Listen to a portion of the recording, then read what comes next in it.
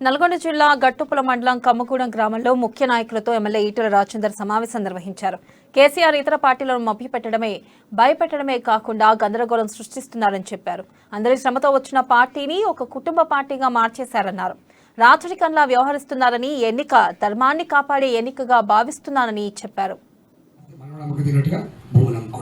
భూములు అమ్ముకొని సారా తాగిపిచ్చి పుస్తకాలు తెప్పి లక్షల మంది యువకుల్ని సారకి బలి చేసి నాది ధనిక రాష్ట్రం అని చెప్పాడు ముఖ్యమంత్రి మీరే. మొన్న కూడా ఏదో మాట్లాడుతున్నాడు.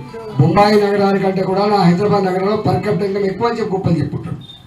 కానీ ఒక్కడి మాత్రం సత్యం, మొత్తం దేశంలో తాగే సీసాలు అమ్ముకుంటే వచ్చే ఆదాయంలో నంబర్ 1 స్టేట్ తెలంగాణ. ఆస్తులు అమ్ముకొని ఆ బడ్జెట్లో పెట్టుకునేటువంటి తొలి రాష్ట్రం తెలంగాణ. గుర్తుపెట్టుకోండి, అందరికంటే ఎక్కువ అబద్ధాలు చేసి అప్పులు చేసిన రాష్ట్రం తెలంగాణ. ఇవాళ ఒక్క మాట చెప్పాలంటే జీతాలు ఇవ్వని పరిస్థితికి వచ్చింది, సకాలం జీతాలు లేని పరిస్థితికి వచ్చింది. ఉంటే ధనిక రాష్ట్రం అయితే ఆడబిడ్డలకి 4 ఏళ్ళు అవుతుంది వడ్డీ లేని రుణాలు ఇయ్యక 4,200 crore రూపీస్ పాకున్నారు. పెన్షన్లు 2 నెలల ఉత్తరపాయలు నడుస్తుంది. జీతపత్రాలు వారానికి ఒక జిల్లాకి ఇచ్చే పరిస్థితి వచ్చింది. ఇటుపోతున్నాం మనం.